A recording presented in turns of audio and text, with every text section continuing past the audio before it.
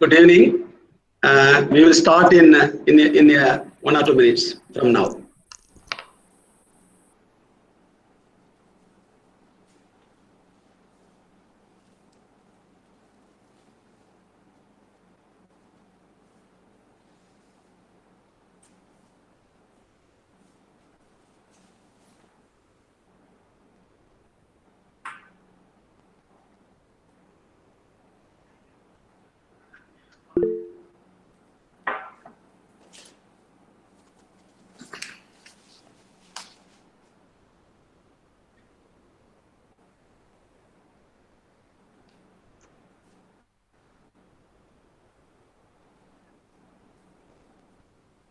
Good evening, friends.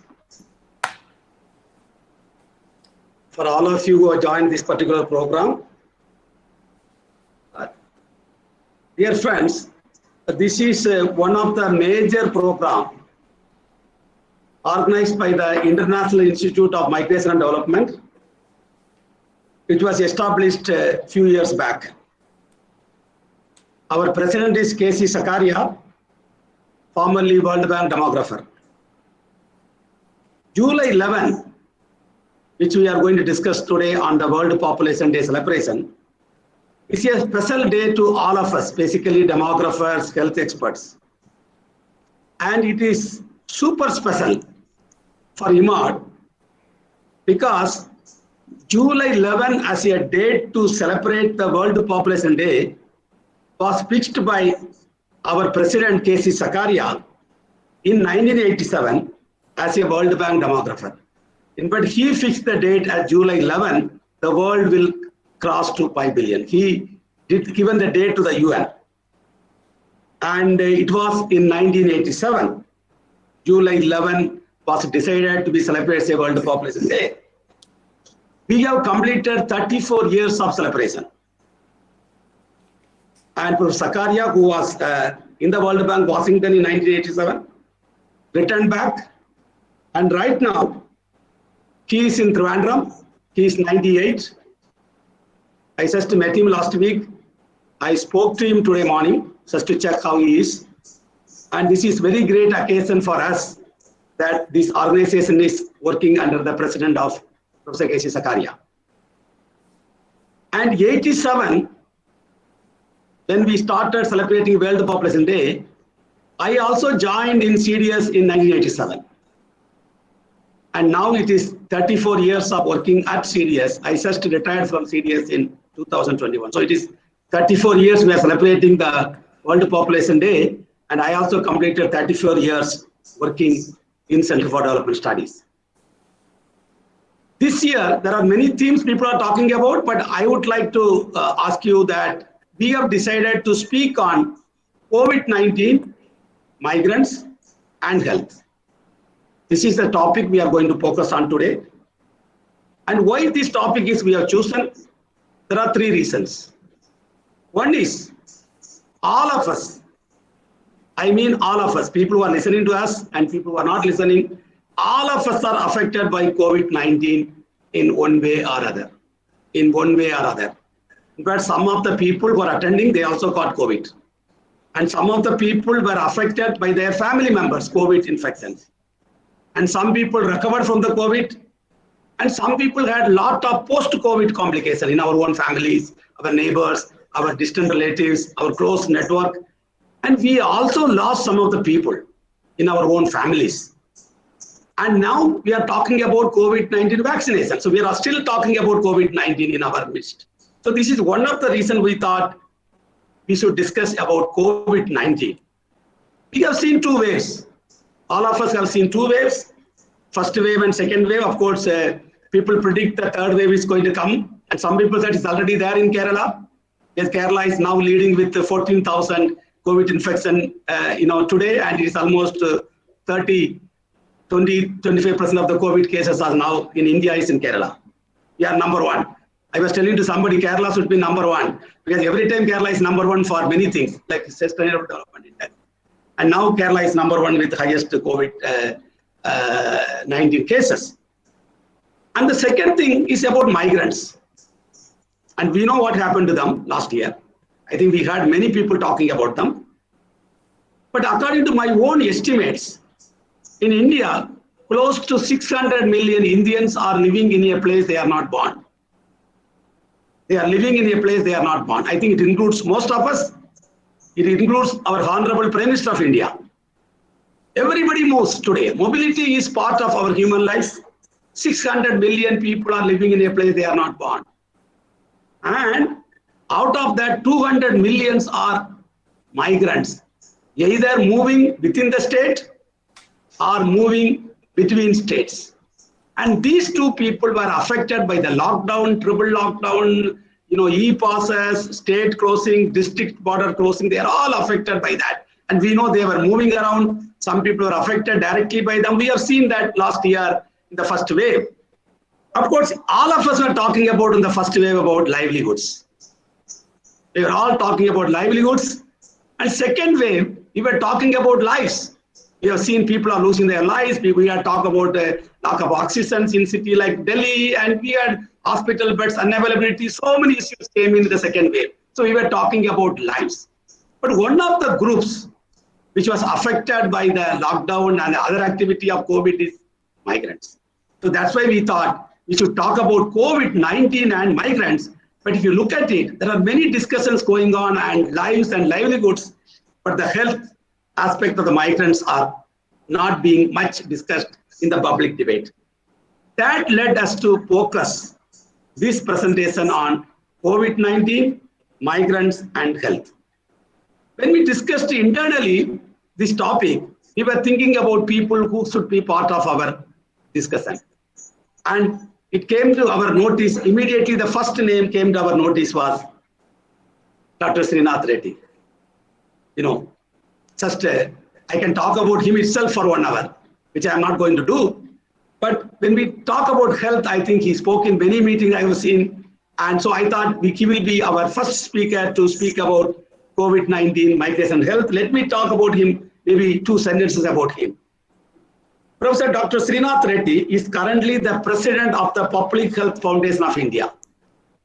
Prior to this, he was heading the Department of Cardiology at All India Institute of Medical Sciences. He has published more than 500 articles in peer-reviewed journals. And some of the articles are still, we can read. It will be a very interesting article, not highly technical.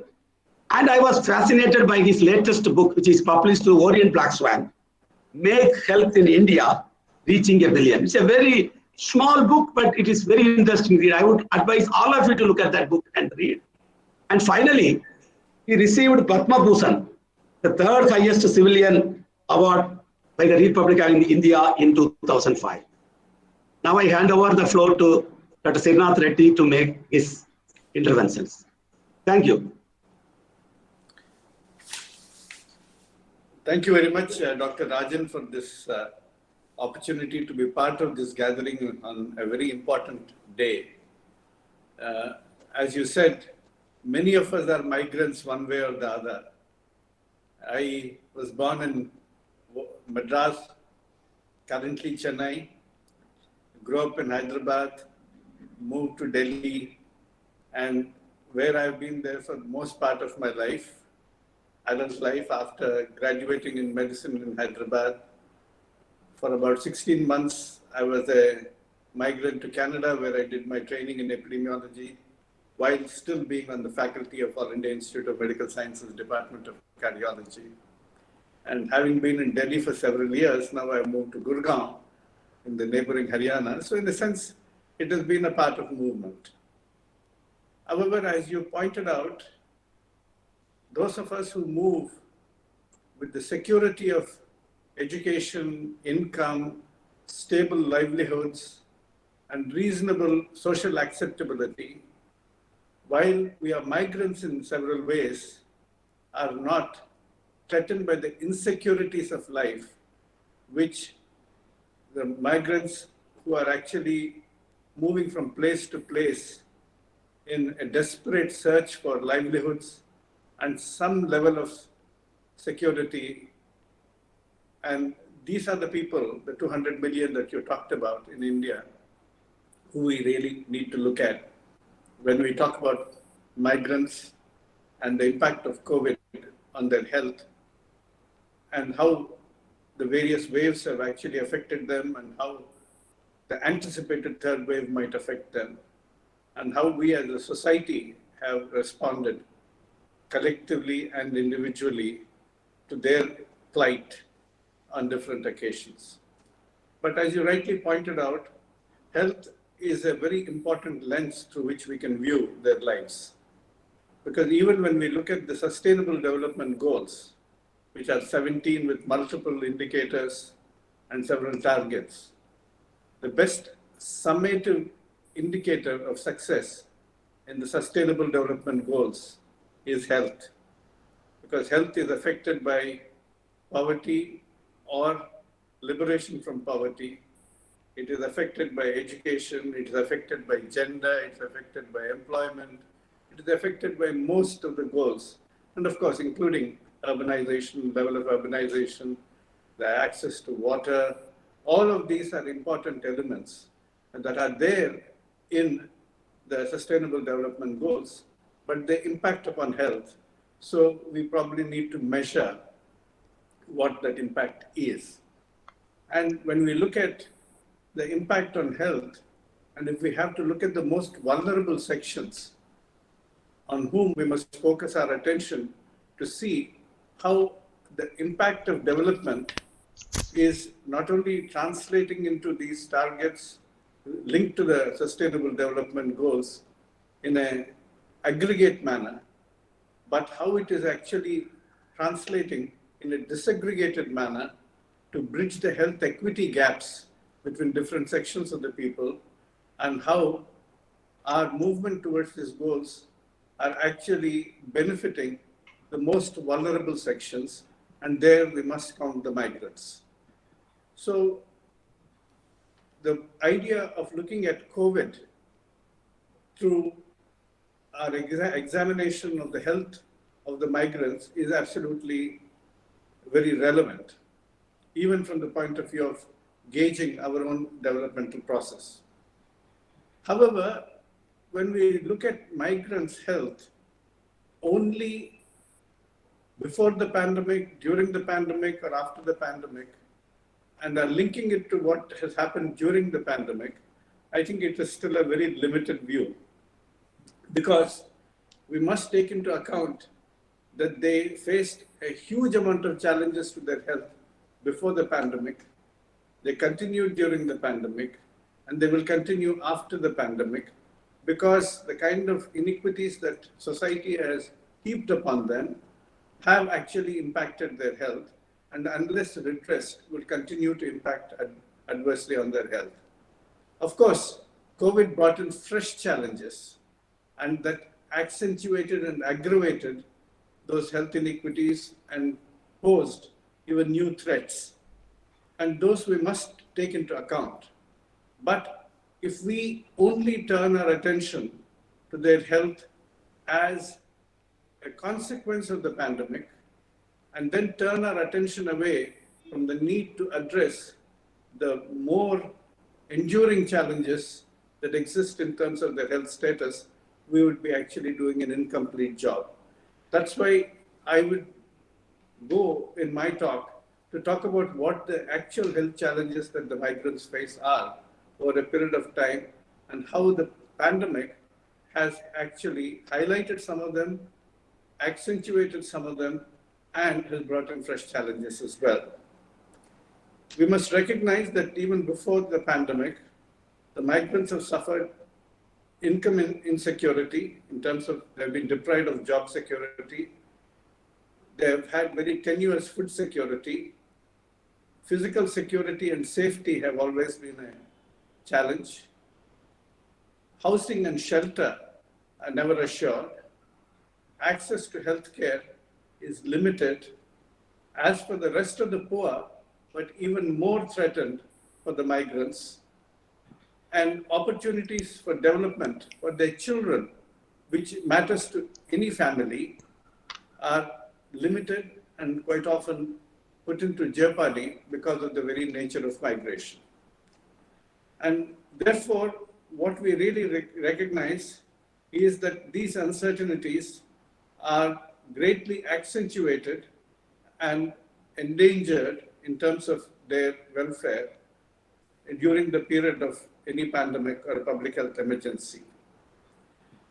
The British economist Tony in the 1920s and 30s basically commented on this in terms of the inequalities and said,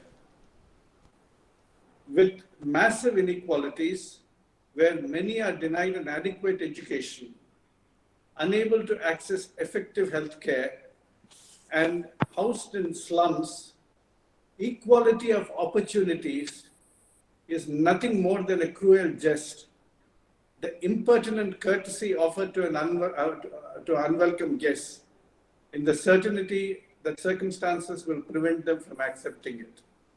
It is this, not just the equality of opportunity that matters, but the equality of circumstances that matter. Because as Tony pointed out, it is not just that you must have an open road on which everybody can travel, but there must be an equal start. And unfortunately, that equal start is denied to most migrant families. It's denied to many of the poor, but particularly the migrants are greatly disadvantaged. And the cumulative disadvantages heaped on them by life's many adversities actually result in a major challenge. So we recognize that even during the first wave, the challenge for the people who are in urban areas was overcrowding, inadequate supply of water, poor nutrition with lowered immunity, poor environmental sanitation, and this leads to vulnerability to many infections, including COVID. And we have seen how in the Mumbai slums or slums elsewhere, COVID spread much faster than for other income groups in the first wave. And we have seen that even from the cases documented, but also from the antibody surveys that were done. But many infectious diseases, respiratory infections in particular, but others too, can be very frequent among people who are actually forced to live in dire circumstances as urban migrants. And we must recognize that migration, of course, has multiple patterns, as you rightly pointed out. There are the rural to urban migrants whom we frequently talk of, but there are also urban to rural migrants, particularly when there's a reverse migration and when there are patterns of seasonal migration. There can also be urban to urban migration when you're moving from one small town to a larger city or from one city to another city in search of employment. And it can also happen from rural to rural migration when you're moving, particularly when there are agricultural operations and migrant labor move from different villages to villages. So each place brings its own challenges. But as I said, infectious diseases are fairly common. Respiratory infections, gastrointestinal infections because of inadequate water, clean water supply, and also because of poor sanitation, orofecal transmission of various microbial infections, skin infections, vector-borne diseases like malaria. Now particularly urban malaria is becoming very common, and particularly where there are stagnant water pools, then there is likelihood of greater chances of malaria and other vector-borne diseases. Tuberculosis has been particularly common, partly because of poor nutrition, crowded conditions, and the transmission dynamics can be very fast, and early detection and care are often not available. And HIV/AIDS has been seen to be fairly common, particularly in migrants who are separated from their families and live in large cities. Among women, we know that menstrual hygiene can be threatened because of inadequate water supply, inadequate supply of sanitary materials, and urinary tract infections and other reproductive tract infections can be fairly common. Then we also know that occupational diseases and injuries do occur, and fairly frequently, like silicosis, bagasosis for people working in sugarcane fields, silicosis for working in stone quarries. And we also know that exposure to chemicals and pesticides results in a variety of illnesses, including relatively common cancers like mesothelioma of the lung. Then we also know that heat, stress and exhaustion can be very severe, even as global warming is taking place when migrants have to be employed as labor in outdoor settings. Musculoskeletal disorders are fairly common. Skin disorders, dermatitis is common, but traumatic injuries at construction sites, as well as in sugarcane cutting, where sugarcane threshing and others are going to be important areas that we must pay attention to, because we recognize that these occupational injuries can result in serious injuries and loss of limb and that can compromise their lives further.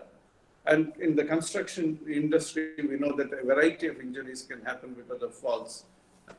So we know that as far as maternal and child health is concerned, we know that maternal and child anemia is fairly frequent, malnutrition among children is frequent, antenatal visits and care are compromised, even assuming that we have a national rural health mission, which is now structured for at least 4 antenatal visits during a pregnancy. For a migrant family, that is not an assured continuous care. We do not know whether when they migrate to an urban area, they're likely to be getting that kind of care.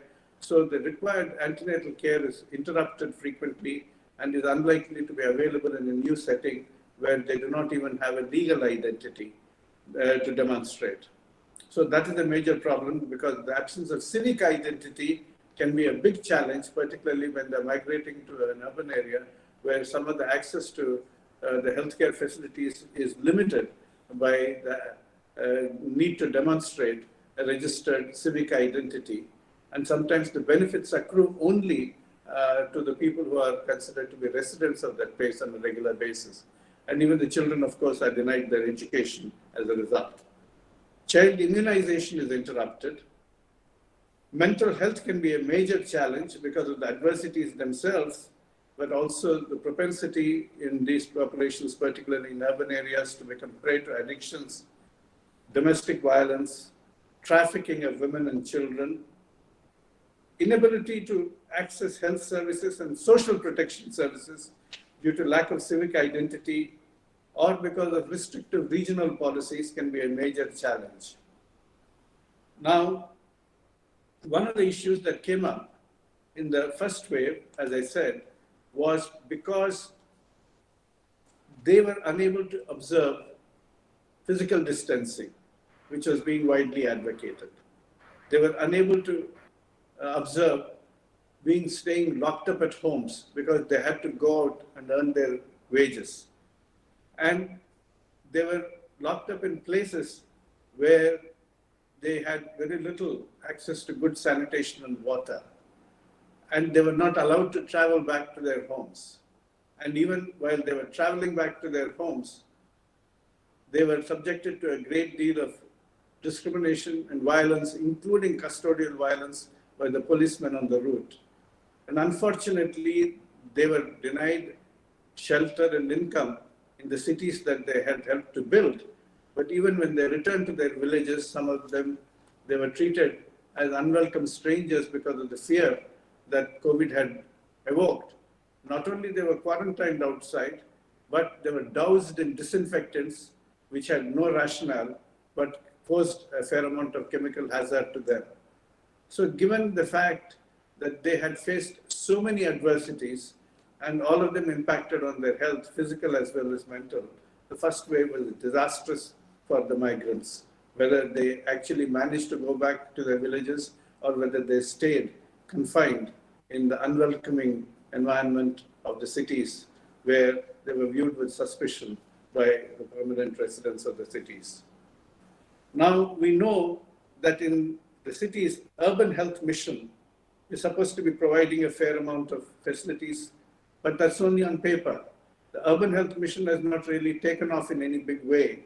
And except in a few places, it has not really become established. At least the National Rural Health Mission has been, since 2005, functioning, even if it is not functioning to full capacity and full efficiency, it is providing services. And in the urban health mission, where you're supposed to be really looking after everybody, but particularly people in slums, the absence of adequate resources and organization and staffing for the urban health mission in most places has meant that migrant health has received very little attention, and that has been very clear in the face of the pandemic as well. And we know that only in places like Delhi, at least, there has been some access to mohalla clinics, and where at least they could go and get some immediate care for illness. But preventive and promotive services were absent.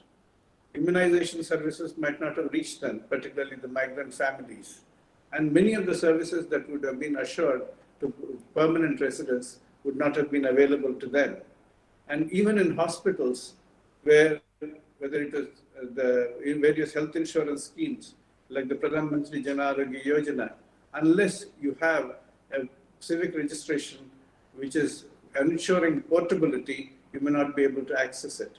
And where there are state-run health insurance programs where it is necessary to show a permanent residence in that state, the migrant has no claim to those services, and therefore even accessing hospital services became extraordinarily difficult.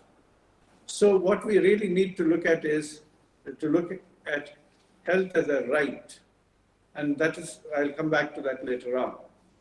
But in the first wave, obviously we saw the migrants locked down, we saw long treks back home, we saw hostility and stigma, we saw violence against them, and we saw them becoming easy prey to the virus.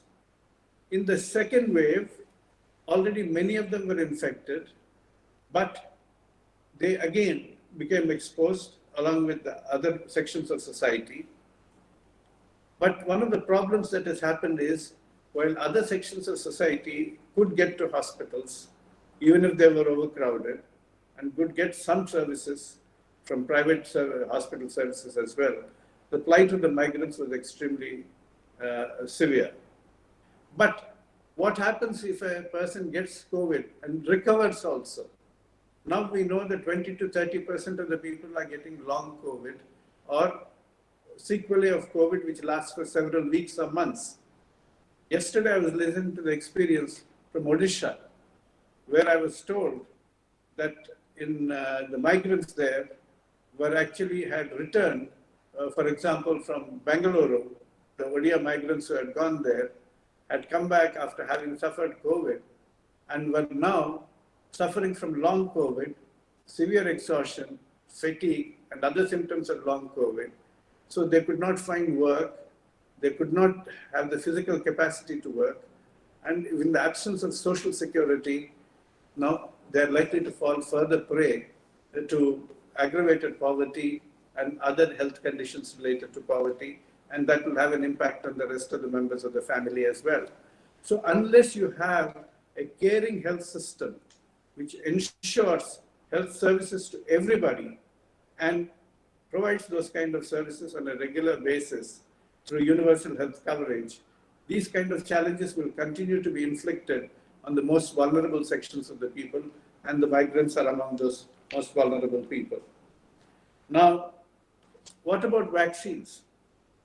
I was told again from Odisha that there is a lot of hesitancy among the poor, and particularly among the migrants as well, or somebody who has to really find their ability to work for their daily wages. They are worried that if the vaccine causes some side effects, not very severe side effects, but even if you get fever, fatigue, myalgia, muscle aches, and you're unwell for 2 to 3 days after a vaccine shot, that's their concern. They will lose their opportunity to work for 2 to 3 days. The contractors will not allow them to take leave. Whether they'll allow them to take leave for the vaccine is a different issue. But they'll not even allow them to take leave to recover for a day or two after the vaccination.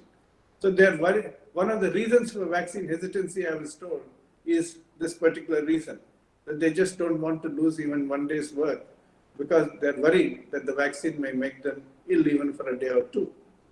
Secondly, their ability to access vaccination facilities, to register on smartphones, get dates, all of these are compromised which other people are taking it for granted in the higher income groups, they're unable to do it. So there are many areas that even leave aside the impact of COVID itself, even what we are offering in terms of preventive services, in terms of vaccination, is becoming difficult for them to access, and there is a degree of hesitancy because of lack of social security services. Suppose a caring society had told that don't worry, for 3 days or 1 week, we'll assure you food supplies at your home, all essential supplies at home. Do get vaccinated. And the society will ensure that you are not going to starve, even if you have some fever or myalgia for 3 or 4 days and you can't go to work. That is a caring society. We don't have that system here. So therefore, there are multiple barriers that they will have to overcome. Then the next, of course, is we have to really look at where what kind of services would be required for them. As far as the services are concerned, certainly we need to ensure, and this is not only for COVID, but on a more regular basis, and of course, whether it is COVID, third wave, or first wave of another pandemic, once we build in stable services which are assured, then the migrants' health will not be jeopardized to the extent that we have seen. And therefore, we need services at or close to the place of where they're residing, wherever they're residing in the cities, in their temporary colonies. We need services which can reach there, even if they're mobile services. We need services at or close to their place of work, whether they're working in quarries or construction sites. We need, again, services that can reach there periodically. Again, maybe mobile services, but we need to ensure that. We need coverage of healthcare costs, both as outpatients and inpatients, and that is important.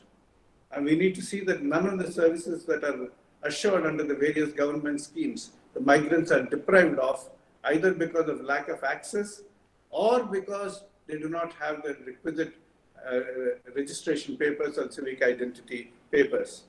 And it has to become the responsibility of the employer and the state to make sure that they are provided. And migrants have another problem. How are the services provided during transit?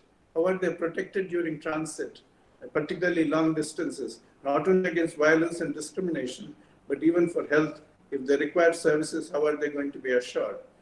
And it should not depend upon the mercy of some local person. It should not be discretionary service provided. It should be an assured service. And that will only come in if there is a assured universal health care program across the country with portability assured for every citizen of the services being rendered.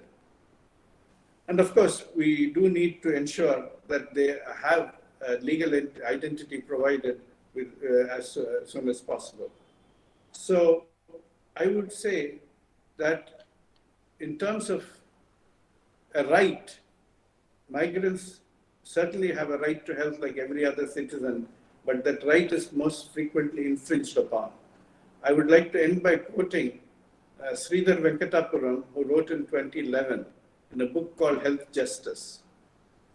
A well-ordered society would ensure that all individuals have the capability to be healthy and at a level that is commensurate with human dignity in the modern world, which is their right. And therefore, when we really look at the migrants, we have to see whether they are being given their right on a regular basis, and if the right is not being violated in any manner. The National Human Rights Commission prepared an advisory, a detailed advisory on migrants after their flight last year. They've again issued another advisory recently in a few weeks ago. I believe the right of migrants to health must be protected all the time. And while these advisories are very useful, they should not come only as a reactive advisory after the right has been grossly violated, but the health of migrants must be seen as a continued commitment of society, not as an occasional act of charity. Thank you. Thank you very much, Professor Reddy, for your highly insightful observations. And the people who are attending the meeting, please, if you have some questions, you can write in the chat box. I will come back to you with that later, so you can keep your questions ready. We'll also have some 30 minutes at the end of the presentation for some question answer session. So if you want to have some particular question, please keep in your mind.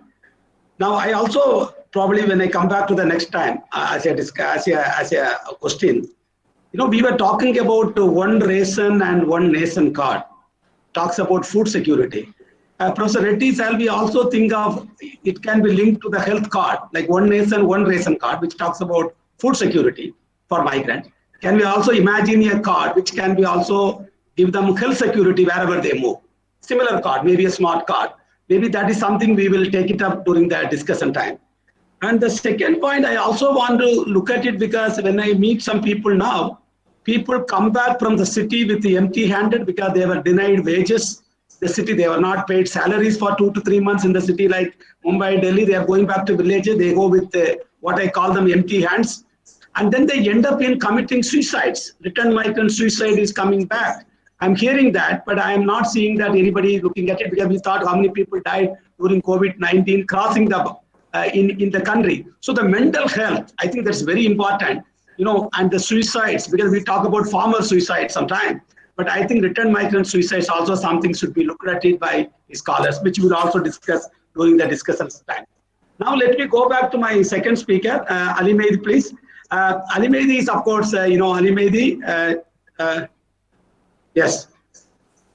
Ali Mehdi is currently founder president of the Inclusive Development Foundation at Delhi.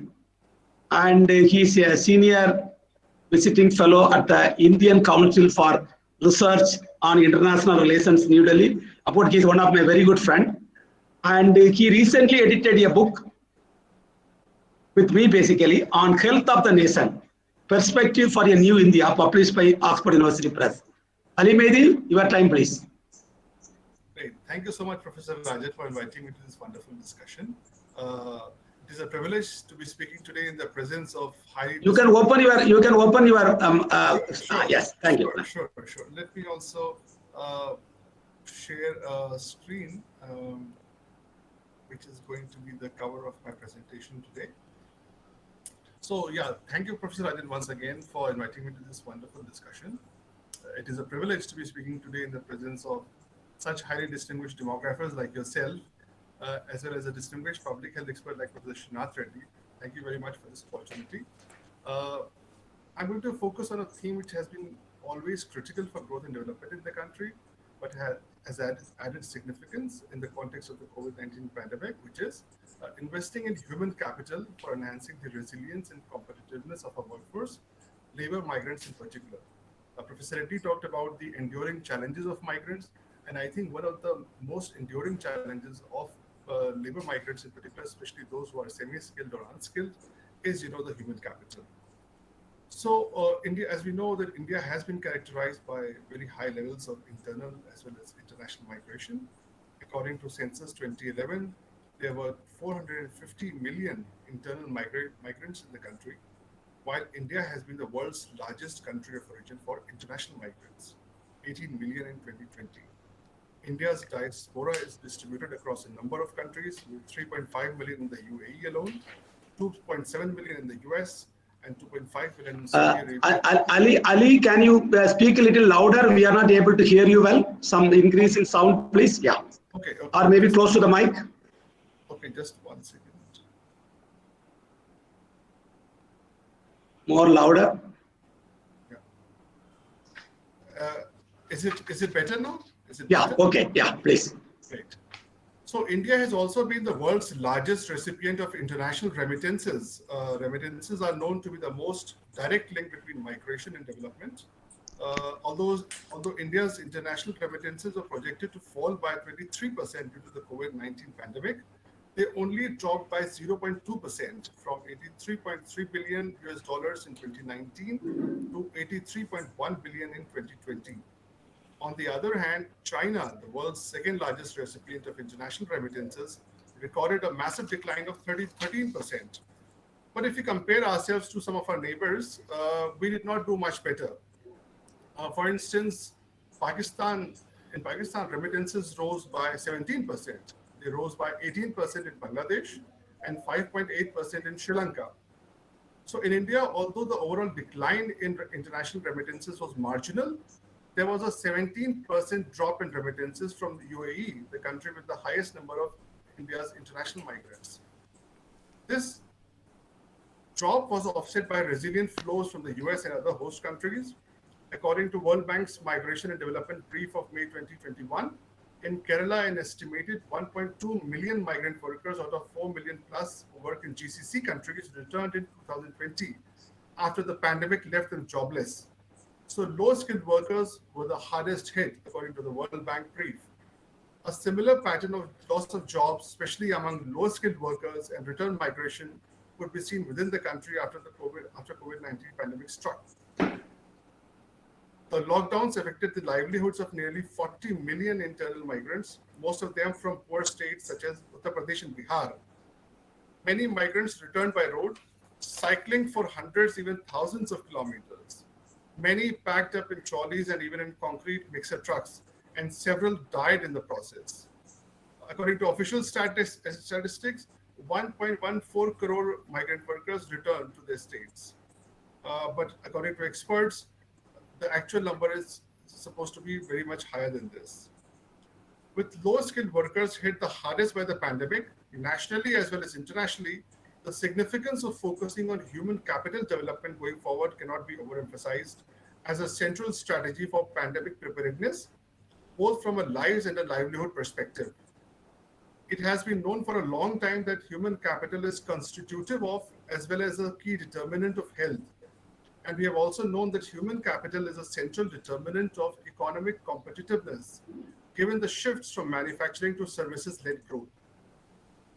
Developed countries in particular have been attracting highly skilled global talent through well-managed migration schemes. Despite 90% of overseas Indians working in the Gulf region and Southeast Asia being mostly unskilled and semi-skilled workers, they only accounted for 50% of remittances to India in 2016-17. On the other hand, Indian diaspora in the US, characterized by high skills and earnings, was the second largest contributor of remittances to India and helped tide over the remittance crisis in 2020. Now, if we need to address the vulnerability in our growth and development trajectory, we need to focus on enhancing the human capital outcomes of our workforce with a priority for early education and health. Deficits in early childhood development, or ECD, have profound implications not only for children's educational performance, but also for their later life employability, professional mobility, and productivity. Many children raised in disadvantaged environments start behind and stay behind. Studies in neurobiology, development psychology, and economics have established that the most efficient strategy for strengthening the future workforce, both economically and neurobiologically, and improving their quality of life, is to invest in early childhood development. However, compared to education and skills, there has been much less discussion on the role of health in academic as well as policy discourses on human capital. There have been some changes recently, but still the role of early health on later life employability and productivity remains underappreciated, although its impact is much more fundamental and at times irreversible. So getting children off to the right start is based on several simultaneous and sequential interventions in health that are necessary at that stage itself and not later on. Despite that, the data on child malnutrition from the NFHS fifth round shows that not only malnutrition remains high, but it has also increased in many of the 22 states UTs for which we had data. Child stunting remains more than 30% in 15 states and UTs and more than 20% in the remaining 7 states and UTs. With socio-economic development, stunting is supposed to decline over time, but has actually increased in 13 states and UTs between NFHS 4 and 5, including in many states and UTs that have traditionally done relatively well on health indicators. For example, Kerala, Goa, and Lakshadweep, where stunting increased by 3.7, 5.7, and 5.2 percentage points respectively. So we have a huge challenge in terms of malnutrition in the country. The exact periods to which the presently released NFHS 5 data pertains is not clear from available documents. However, since it is for 2019-20, some part of the data collection could possibly have happened during the post-lockdown period of the COVID-19 pandemic. If that is the case, we could attribute some of the malnutrition increases to the disruptive impact of the COVID-19 pandemic. But if that is not true, the present state of malnutrition in the country would be much worse than the NFHS 5 data indicates, given the impact of COVID-19. A July 2020 paper in The Lancet had estimated that COVID-19 pandemic is expected to increase the risk of all forms of malnutrition. But even before COVID-19, malnutrition had been a leading determinant of human survival and health around the world, and not just in India. Economic growth, concomitant declines in poverty, and improvements in food security, access to healthcare and education led to reductions in the overall burden of malnutrition, as well as changes in its composition. With declines in the prevalence and impact of undernutrition, there were increases in that of dietary risks. Diets low in fruits, vegetables, whole grain, nuts and seeds, fiber, milk, calcium, etc. That led to other sort of challenges. While undernutrition was responsible for a significant portion of the health burden and deaths due to communicable maternal, neonatal, and nutritional diseases, dietary risks have been responsible for the rising burden of chronic diseases in the country. Low and middle income countries like India are facing the double burden of malnutrition, undernutrition together with overweight and obesity, leading to calls for double duty actions which simultaneously address both of them. However, I argue that given the possibility of a COVID-19 malnutrition syndemic, we actually require triple duty actions to tackle undernutrition, overweight, obesity, and COVID-19 in an integrated and coordinated manner. Health and food systems and ministries need to work together to prevent a COVID-19 malnutrition syndemic. So in addition to early health interventions, we need an enhanced focus on early education as well, especially at the pre-primary educational level, to enhance the human capital status of India's future workforce. There is a fair amount of consensus that universalization of primary education and wide access to secondary and tertiary education was one of the principal drivers of East Asia's economic growth. Primary enrollment has remained consistently high in China, South Korea, and Japan, while India has made dramatic progress since the late 1990s, with female gross primary enrollment going up considerably to surpass male enrollment due to universalization of elementary education drive for 6 to 14-year-old children under Sarv Shiksha Abhiyan. However, high enrollment does not always mean children are in attendance, especially when we now have online classes. People can just log in and be doing their own things. So that's particularly a trouble for small children. So children, even before the pandemic, were quite irregular in public schools, and at times did not even show up for even a year, but were still enrolled.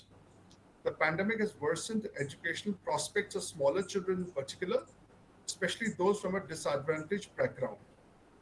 So while India has had one of the longest running affirmative action programs in the world with a special focus on education, we still find major differentials by caste and religion, as different surveys have reflected.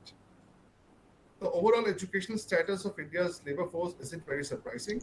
40% of them do not even have a primary education, while India has one of the lowest percentages of labor force with tertiary education, only 10%, compared to 17% in Brazil, South Africa and Thailand, 25% in Malaysia, 28% in Germany, and going up to 37% in UK and 40% in Ireland.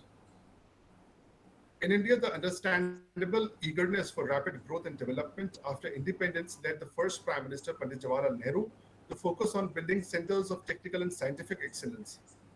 However, while we do have a number of such centers now, whose students are highly coveted in India and abroad, an inadvertent consequence of this focus has been a relative neglect of primary education, a trend which more or less has persisted till this day. So while the role of primary education in the success of East Asian economies is in particular, and that of advanced economies in general, is widely recognized, we tend to ignore the rise in pre-primary enrollment in these compared to other countries over the decades. Although India, Thailand, and South Korea started out at similar levels in 1971, pre-primary enrollment rose dramatically from early 90s in the latter two countries, with India being 2 decades behind South Korea despite major improvement during the last 2 decades.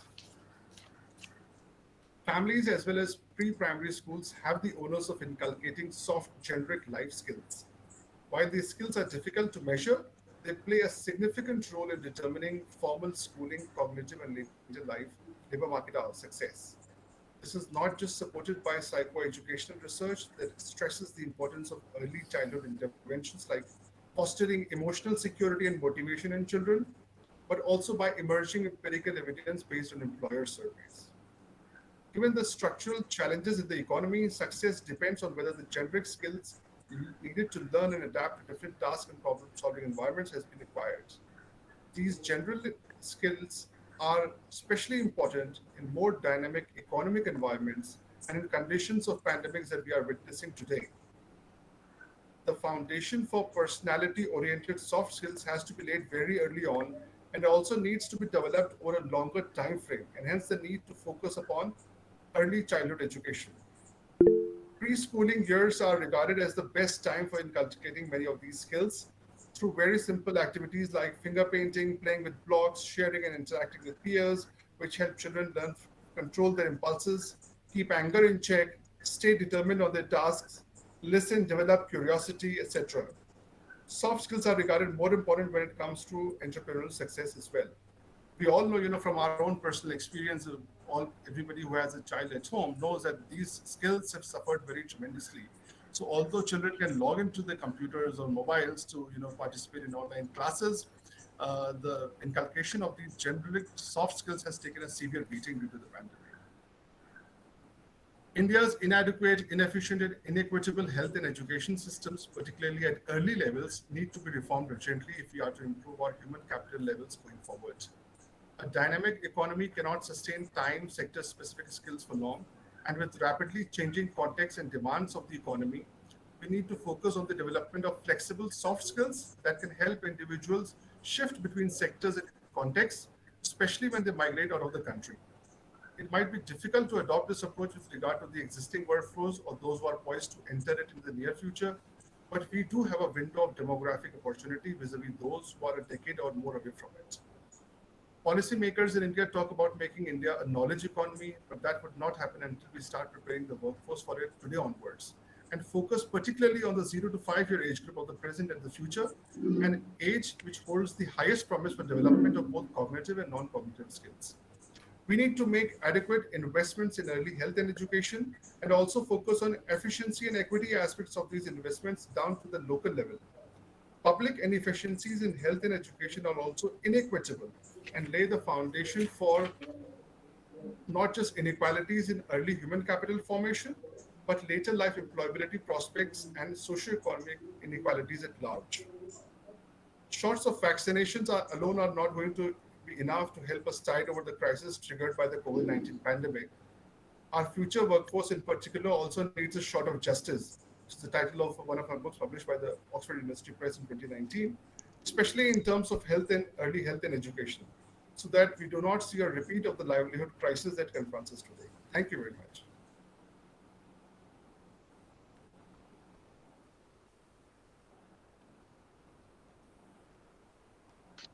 Thank you so much, Ali Mehdi, for your interesting presentation on the health issues of both migrants. And I'm requesting Professor U.S. Mishra, whom I know him almost now over the 4 decades. I know him from the days of IIPS Mumbai, and currently he's the professor at Center for Development Studies. He's also one of the founder director of the International Institute of Migration and Development. I request Mishra to open up the discussion. Mishra, please. Thank you. Thank you, Professor Rajan. It's actually a privilege and an opportunity to be summarizing this particular day's event after these 2 enriching deliberations made by Professor Reddy and Dr. Ali Mehdi. Let me begin by saying that World Population Day has been an occasion, it's a reminder for all demographers. All these years being a demographer, I recollect that World Population Day is celebrated on a particular theme concerning population related concern. But this year, it has been unique. It has been different.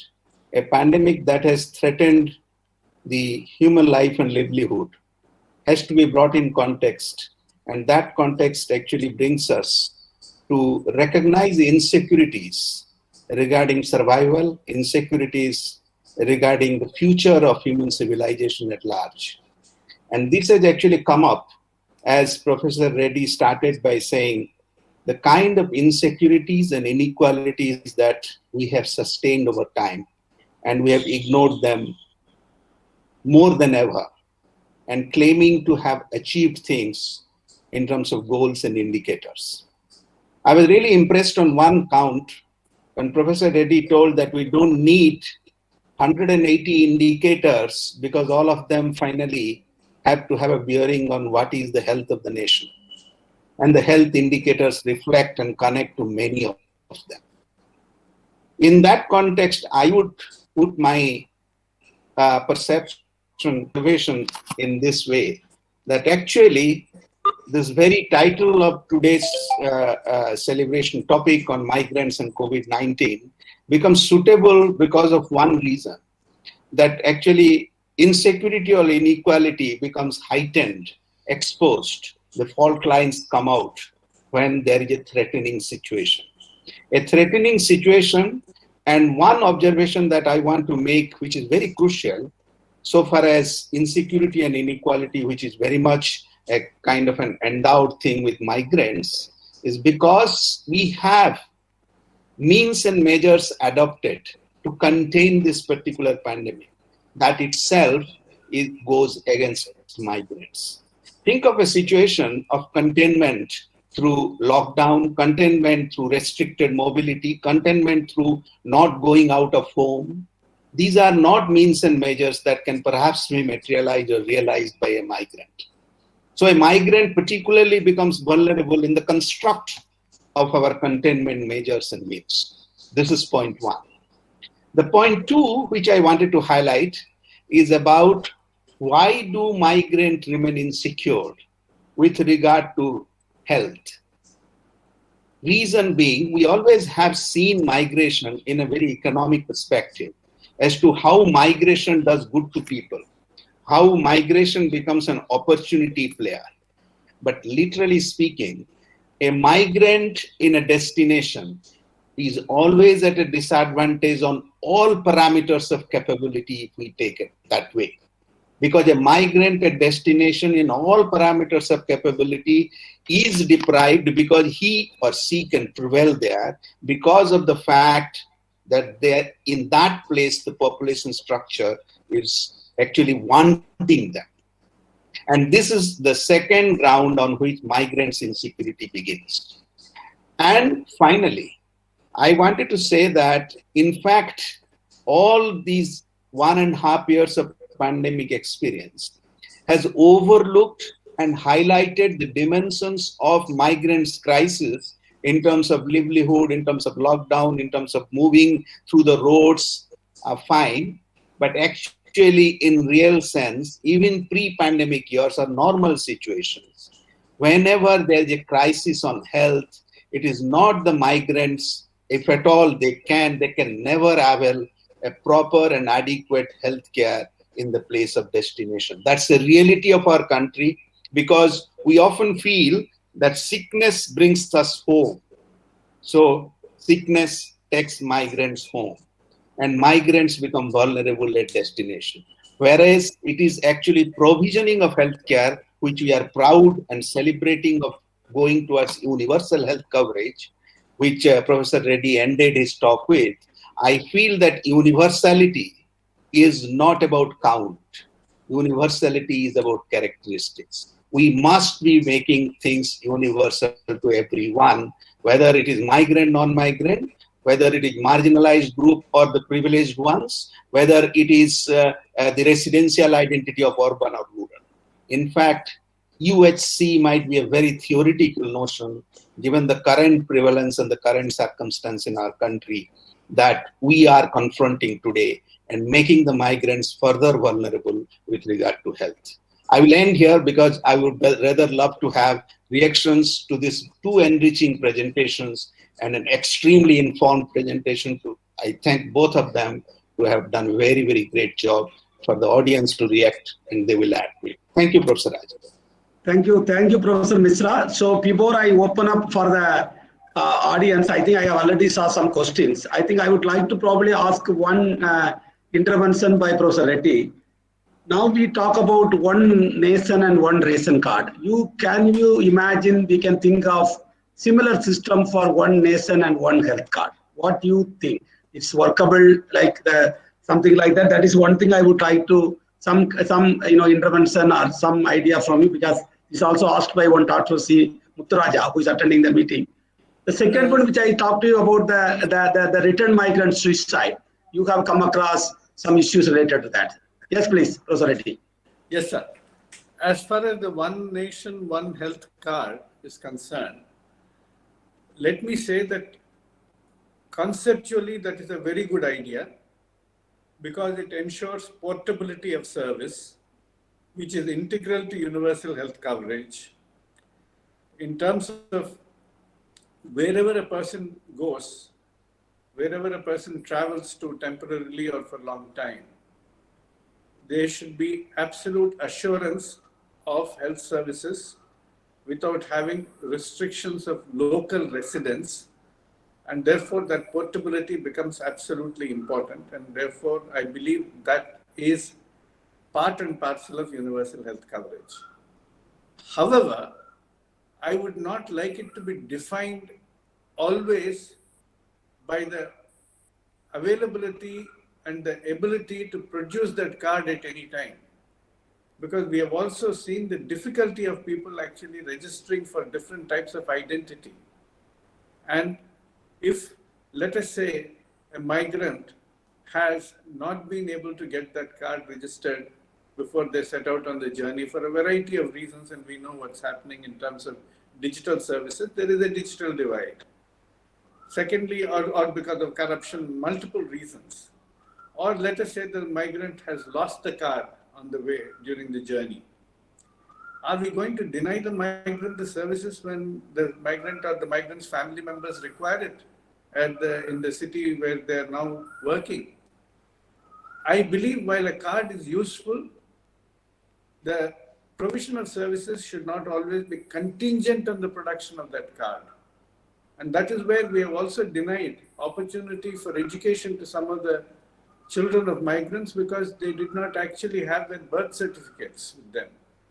So I believe if we believe in universal health care and universal education as important developmental indices which are also associated with a value system of social solidarity, then a card is facilitatory, but it should not become an obstacle or a barrier. Let us say a migrant worker in a construction falls down and there's an injury. Then if the person goes to a hospital, maybe okay, he may get a little emergency care free. But if he requires surgery, then what happens? Is the hospital going to say, where is your card? Are you registered for PMJ here? Where are you? So I think universal health coverage can be facilitated by these cards, but should not be restricted by these cards. And the ability to provide services to any person who requires any type of health care, particularly if it is a situation of a vulnerable person or a family like a migrant, should not be bound down by the presence of a card. I would encourage the universal card for all of India, but I would also say we must enable people to get such cards, but never deny a person a service because he or she has not been able to produce a card. When I was growing up as a medical student, it was never necessary to produce cards to get any healthcare service. Digital services, cards are helpful, but they should not become obstructive barriers. That's my position. Now, the second part of it, of course, is regarding the whole area of returning migrant suicide. I think that's a very valid point that you have brought up. I've also been reading about it. I've been told about it. Again, that is the issue of a caring society. If you are able to provide social security and you are able to provide some degree of security through NREGA to some of the people so that they are able to get at least assured employment in the villages. Now, if we are not able to actually ensure that minimum level of social security, if not full economic security for the migrant and the family on their return, then we are going to be having these kind of problems and severe spats of mental health being challenged and ending up with suicides or even family suicides. So again, we ought to build systems both for health security and social security, and they're intertwined.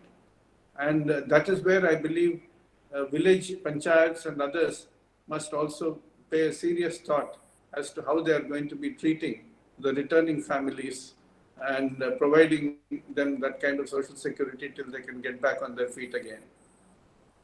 Thank you, Professor Reddy. Ali, you want to add anything to that? Ali Mehdi?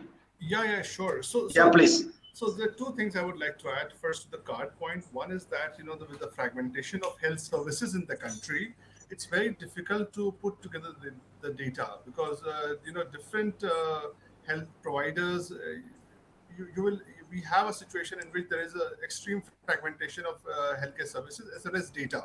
So that's going to be a very difficult point, especially getting data from the private sector is going to be huge. I'll give you an example. So, it has been made mandatory that you register on the CoWIN website for COVID-19 vaccination. And if you call any hospital in Delhi, for example, I've seen it here, that if you call any hospital on their phone number, they will say CoWIN registration is mandatory. But when you go to the hospital, like it happened to me with a premier hospital, I don't want to take its name, yesterday. So what happened is that there were 80% of the people were walk-in without any registration, and only 20% were those who were registered. And so you can understand, that their data is not going to be captured in the national system. And so even, very leading private hospitals, continue to flout the norms, and they have always hesitated for various reasons. We were doing a paper on antimicrobial resistance surveillance, and we talked to several hospitals, and they said, it becomes a severe issue for them in terms of their competitiveness also, because if one hospital says that, we have had so many issues on a particular thing, their competitiveness in the market also goes down.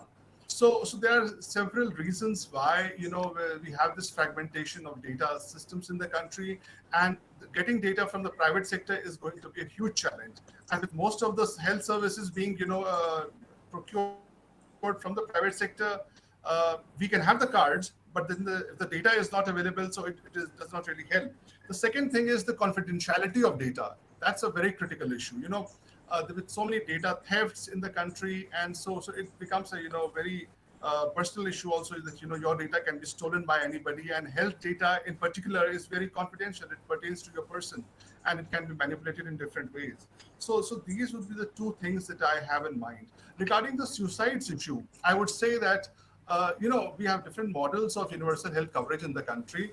But one particular scheme that has always struck me as very impressive is the Employees State Insurance Scheme, the ESIS. It is quite comprehensive. It's first of all, it's the oldest health insurance scheme. I mean, it's not just a health insurance scheme; it's a social security scheme that has its origin in pre-independent India.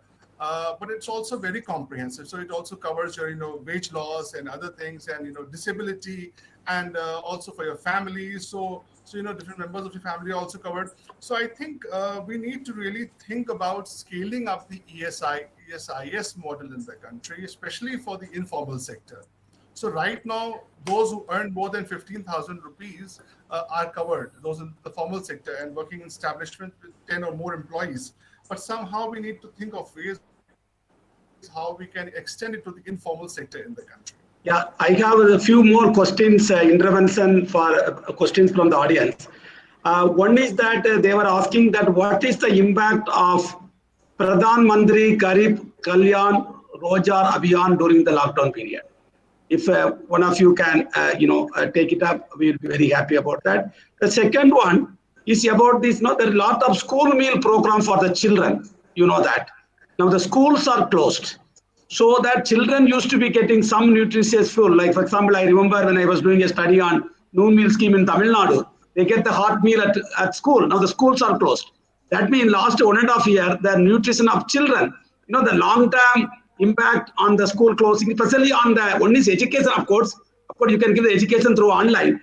But what about that they used to get the meals, especially for the poor children? What will be the long-term impact on that particular thing?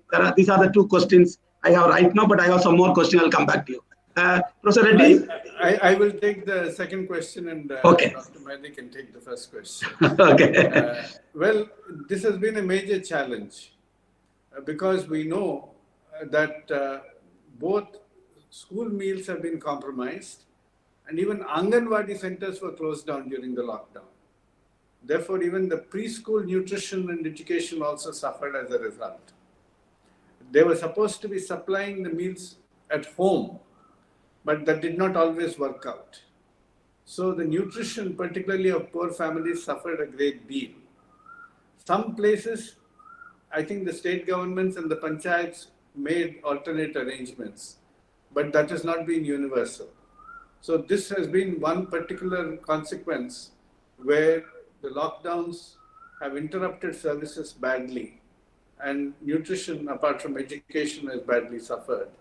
Unless, again, a caring society makes alternate arrangements, this will continue to be a challenge even in the future. Ali, you want to take the other question? I'm sorry, I've not done any review of these schemes, and their performance during the COVID time, so I would like to excuse myself. Okay. And one more question, maybe I think both of you can pick it up. One person is asked a query about how the water, sanitation, hygiene services, they call it WAS, have been affected during COVID situation for the migrant household in the place of origin. WAS. Yeah, WASH, of course, I mean, basically, if you are living in an area which is very overcrowded as a migrant, then WASH is compromised throughout the year anyway. And it gets even worse when you have to stay most of the time locked up or unable to move out, get water, and or even to have proper sanitation facilities elsewhere. Therefore, that gets aggravated then. And what's the point of telling that you must keep washing your hands frequently when water is not available and they're unable to bathe also regularly? All those are big challenges that will come in. So at least when municipal corporations are imposing lockdowns, they must ensure at least that the water tankers go there and supply water so that the water supply is at least ensured for the basic needs. And sanitation services are also affected. As it is, sanitation services are poor in the slums that, or temporary slums that are erected for migrants. So they get further compromised. And also we must remember that the municipal services are also affected during lockdown. And that's why municipal services have been prioritized as essential workers. But in the most of the first wave of time, the municipal services also, the workers could not really go around ensuring that water supply and sanitation services were absolutely functioning at the normal level.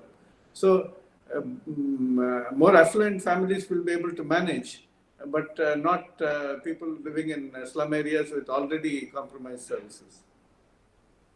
Ali, you want to add? Yeah, I'm really glad that Professor Reddy talked about, washing of hands on a regular basis despite lack of water. I think what we have seen during this pandemic is that the government has been emphasizing, public health measures at the individual level without, talking about the structural problems. I mean, you say, keep a safe distance, but, if you have a high population density, how do you keep that distance, especially in slums? You say that, keep washing your hands, but then, if there is no clean water or soap to wash your hands, how do you do that? Similarly, for, using disinfectants or whatever, other things, masks, etc., effective masks. So the thing is, we have completely ignored, or at least at the official level, we don't talk about the structural challenges, what we refer to as the social determinants of health at the macro level. And instead, we have always, especially with the present government, the focus has largely been on behavioral issues. So whether it's, any chronic diseases, whether it's infectious diseases, the focus is largely on, behavioral change. So how does behavioral change happen in the absence of, a supportive, enabling framework? So that's a big question. So I think, there is an urgency to highlight the structural nature of public health measures which are needed to tackle the pandemic more effectively. How do we address wash issues? How do we address other issues, about the school midday school meals, etc. So that we prevent malnutrition, COVID syndemic. So there are many other things at the structural level that we need to talk about, but unfortunately, that sort of discussion is not happening at the moment. Thank you. I think we are going to close the session very soon. We have one question which is, I think even Misra can participate that. They were asking about there is a lot of data on migrants. I think many of us know we talk about evidence-based policy, and there is no census in 2021 till now. I don't think they are going to have any census this year, looks like. And then the NSSO data was also very old. So we have no data on migrants. That's why everybody talks their own numbers and things like that. So what do you think of proposing something like that India Human Development Survey or India Family Health Survey or India Aging Survey? We can think of talking about the India Migration Survey, so that migrants feel that they are part of the society. We had World Fertility Survey. The fertility survey can be conducted in India. Why can't we think of the migrant survey, so that we have every 3 years or 5 years some data flowing of where are the migration corridor, what happened, something like that. So I would like to hear from all three of you on that. Then we are going to wind up. I'll start with Misra this time. I'll start with Misra, sir. To the best of my knowledge, Yeah. the central government had promised last September, that is September 2020, because of the courts and the media demanding action on migrants, that they will be producing a comprehensive database and report on migrants by June 2021. That has not even started. That effort has not even started. So that is exactly what happens when there is a lot of media attention by Human Rights Commission, attention by the courts, and when everything seems to be all right, and in February you start celebrating that we won't have a second wave, everybody forgets about migrants and report and everything else. So you need constant demand for this kind of a report.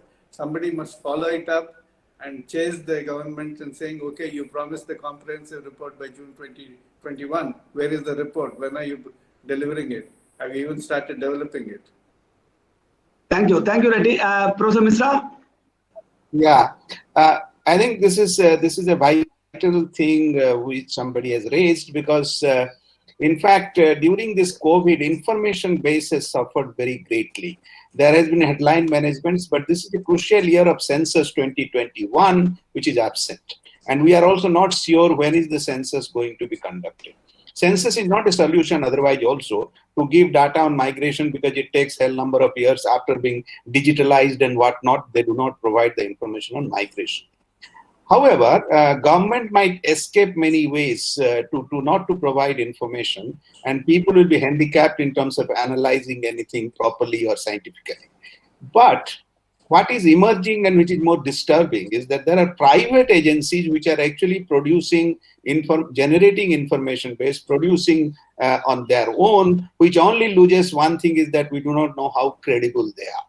Therefore, there is a government or state-based credibility which is required, which government should take responsibility in generating. But in the meanwhile, I feel that the data intelligentsia, I would say, people who are engaged with data, people who have been working with data for long years, Indian large-scale surveys can definitely make some kind of rough assessment or patterns about migratory movements across Indian states, particularly in relation to internal migration, because NSS surveys, panels of surveys, even if the most recent one has not come out, but the panels of surveys do give, if we explore them intelligently, we can have some idea about what will be the trends and pattern of internal migration, which must have occurred, which is not known to us because there is no census.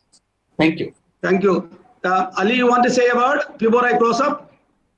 Yeah, Professor Ali? Mishra talked about, yeah. So Professor Mishra talked about the NSS data. So NSS has been collecting data on internal migration in India since its 9th round in 1955. And the latest one was during the 64th round, which is 2007 to 8. So I think we need to resume that NSS survey on internal migration. We already have a template. Several surveys have already been conducted by the NSS on internal migration. I think it's high time to resume that. Thank you very much. In fact, before we close on, I just want to think myself. If the election commission can conduct elections, why can't the census commission or the registrar of India can conduct census? Because census is not conducted like the election. People don't go. The teachers go. They get 1-to-1. People can do the census because election commission is doing their job. They say, of course, they said created a second wave, people say, but at least the census commission is very silent on the census. I would like to, I just want to throw my eyes on that. In fact, I want to write about that because if somebody can do the same government, election commission, they said we have to conduct election, we have to do that, but census is uninterruptedly done for several years in this country. Now, this year we are just, keeping eye on that. As Professor Reddy said, we don't know. It's like your survey. We don't know when they are going to start. Nobody is pressurizing them. And everybody is busy with the next elections now. So I think we are all with the elections mode rather than the real data mode. And I would like to take this opportunity to thank Professor Reddy because, with all his busy schedule, I think I wrote a mail and he immediately has agreed to be part of our session. Thank you, Professor Reddy. Thank you very much for participating in our seminar. Hope we will call you upon sometime whenever we think that you are appropriate person to speak for us. And thanks, Professor Ali Mehdi, and for being part of this particular discussion, and also my friend and one of the founder of the IIMAD, Professor Mishra, for participating in that. And also I have seen more than 100 people have participated in this meeting. And we would like to continue to produce some meetings related to the current contemporary topic. And I want to thank all of you for participating. Thank you very much. Thank you very much. Thank you, Professor Reddy. Thank you, Mishra. Thank you, Professor Rajan. Thank you.